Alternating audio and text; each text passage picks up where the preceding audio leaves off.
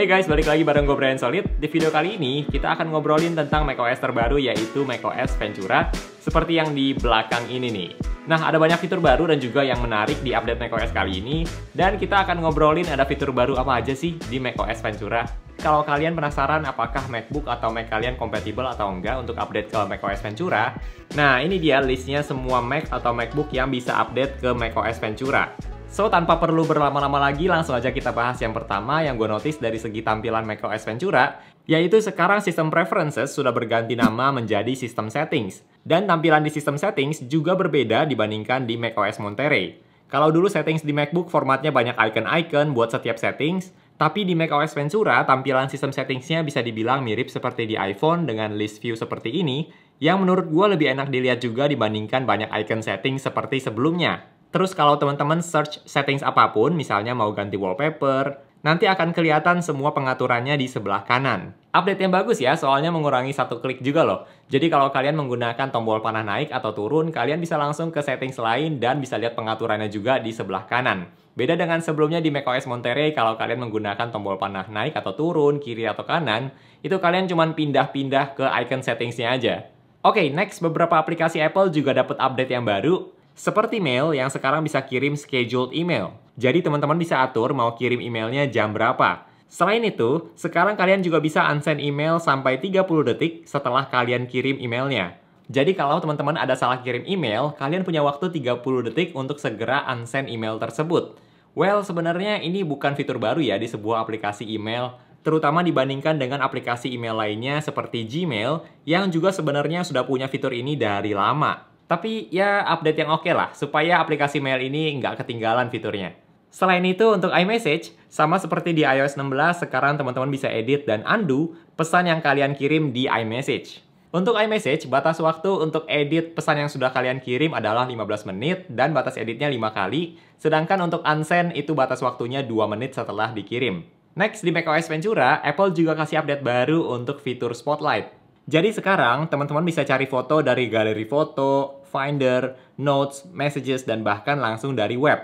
Kalau cari dari MacBook, kalian tinggal ketik aja nama filenya apa. Dan kalau untuk cari di web, tinggal kalian tambahin aja kata photos di sebelah keywords yang kalian cari. Nanti otomatis akan muncul foto-foto yang kalian search. Selain itu, Apple juga memperkenalkan desain baru untuk search di Spotlight kalau kalian mau cari musisi, aktor, olahraga, dan sebagainya. Jadi sekarang tampilannya lebih baru, bisa kalian scroll detailnya dan bisa kalian preview juga. Dengan fitur Quick Look, caranya tinggal tekan tombol spasi aja seperti kalian preview file biasa di Finder. Masih ada lagi seputar Spotlight, sekarang teman-teman juga bisa buat alarm dan timer langsung dari Spotlight. Ngomong-ngomong, aplikasi clock yang selama ini ada di iPhone dan iPad, sekarang sudah ada yang versi untuk Mac.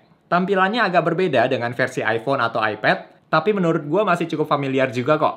Oke, sekarang kita lanjut ke fitur baru yang menurut gue salah satu update besar di macOS Ventura, yaitu fitur Stage Manager yang bisa kalian aktifkan langsung lewat Control Center. Buat teman-teman yang pernah nonton video gue sebelumnya tentang iPadOS 16, nah fitur Stage Manager di macOS Ventura ini kurang lebih sama seperti yang ada di iPadOS 16. Jadi semua aplikasi yang sedang aktif akan ada di bagian kiri layar, sehingga yang kelihatan jelas hanya aplikasi yang sedang kalian gunakan aja. Jadi tidak terganggu dengan aplikasi lain. Kalau mau ganti ke aplikasi lain, perpindahannya juga smooth banget, dan kalian bisa mengelompokkan beberapa aplikasi seperti ini. Untuk MacBook Pro 13 inci, maksimal tampilan aplikasi yang bisa muncul di samping kiri ini maksimal 4 bagian. Tapi gue juga lihat ada yang bisa 5 aplikasi sekaligus untuk layar Mac atau MacBook yang lebih besar. Kalau dalam satu aplikasi ada multiple windows, kalian bisa atur di settings, kalau aplikasinya diklik, munculnya satu persatu atau mau dimunculin semua. Jadi kalau pilih setting one at a time, pas teman-teman klik aplikasi yang ada multiple windows,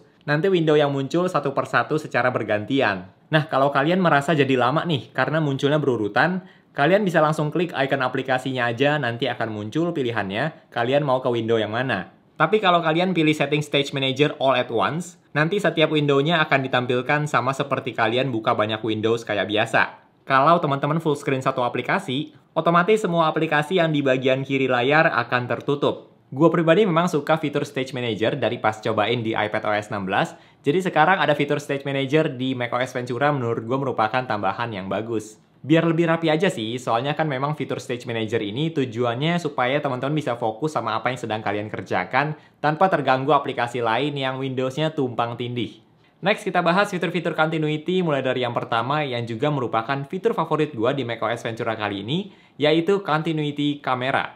Jadi sekarang, teman-teman bisa menggunakan kamera iPhone sebagai webcam di MacBook tanpa perlu tambahan kabel apapun. Yang penting posisi iPhone kalian dalam posisi horizontal, terus mode lock screen, dan make sure aja kameranya ada dalam posisi still. Nanti otomatis kamera iPhone kalian akan terdetek di aplikasi yang kalian gunakan, seperti FaceTime dan Zoom juga bisa. Jadi tinggal dideketin aja iPhone kalian ke MacBook dalam posisi horizontal, mode lock screen, udah gampang banget. Fitur ini bisa dikombinasikan dengan iPhone XR ke atas ya, jadi kalau yang udah lebih lama dari iPhone XR udah nggak bisa. Pas pertama kali cobain fitur continuity kamera ini, jujur aja gue agak kaget karena webcam di MacBook jadi bagus banget. Maklum lah ya, soalnya selama ini webcam di MacBook itu kualitasnya kurang oke. Terus pas menggunakan kamera iPhone, berubahnya langsung drastis banget. Dan di fitur continuity kamera ini, teman-teman juga bisa atur efek kamera di control center, seperti center stage yang menggunakan kamera ultrawide iPhone supaya bisa ikutin posisi kalian. Terus juga ada efek portrait untuk kasih efek seperti portrait mode supaya backgroundnya jadi blur, dan studio light supaya wajah kita jadi lebih terang seperti menggunakan lighting tambahan. Tapi beberapa efek kamera ini ada yang khusus untuk iPhone tertentu nih. Misalnya yang center stage itu untuk iPhone 11 ke atas, terus yang portrait itu untuk iPhone XR ke atas, dan yang studio light itu untuk iPhone 12 ke atas. Selain itu, kalian juga bisa menggunakan fitur Dash View di Continuity Camera yang akan menggunakan kamera ultrawide iPhone kalian untuk ambil angle dari atas. Mungkin kalau teman-teman sering nonton video unboxing, nah kurang lebih untuk kasih angle yang seperti itu, tanpa menggunakan alat tambahan lagi, nggak harus iPhone-nya ditaruh di atas, karena fitur ini akan memanfaatkan kamera ultrawide iPhone kalian. Kalau dari yang gue coba, yang penting objeknya dalam posisi flat aja sih. Misalnya buku ditaruh di meja, kalau kalian berdiriin posisi vertikal jadinya agak aneh ya kelihatannya. Menurut gue fitur Dash View ini akan cocok buat kalian yang mau ambil video unboxing atau misalnya siap-siap mau makan diambil angle-nya dari atas. Menarik sih fitur Dash View ini karena sepertinya akan banyak kegunaannya. Dari pengalaman gue cobain fitur-fitur yang ada di Continuity Camera, semuanya berfungsi dengan baik, nggak ada masalah, jadi langsung bisa gitu aja kayak magic. Fitur Continuity Camera di macOS Ventura menurut gue jadi fitur yang game changer sih. Karena sekarang webcam yang ada di MacBook jadi bagus banget kualitasnya. Terus juga bisa terhubung secara seamless. Dan ditambah lagi ada fitur Dash View. Kalau teman-teman lihat pas WWDC kemarin Apple presentasiin fitur Continuity Camera ini, Apple kasih lihat ada mount khusus buat taruh iPhone-nya di atas MacBook.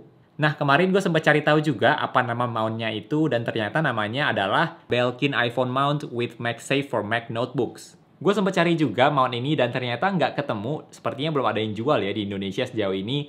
Lalu gue cobain cara lain yaitu dengan menggunakan tripod.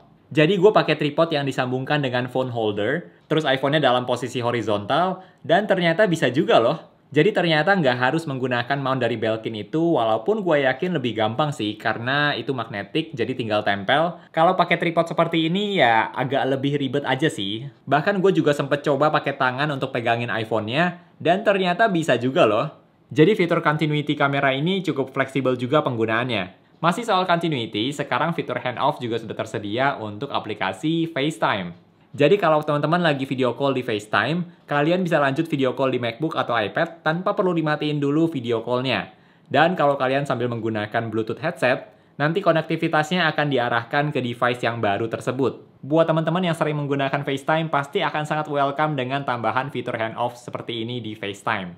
Kalau untuk gue pribadi sih jarang banget menggunakan FaceTime, biasanya yang akan dipilih itu WhatsApp, Google Meet, atau Zoom, dan sebagainya. Tapi kalau FaceTime ini jarang banget. Mungkin karena lebih umum juga kali ya, kalau WhatsApp atau Google Meet itu kan semua orang bisa pakai, kalau FaceTime lebih terbatas. Ya paling kalau iMessage masih kepake sih kadang-kadang, tapi kalau FaceTime ini bisa dibilang ya jarang banget.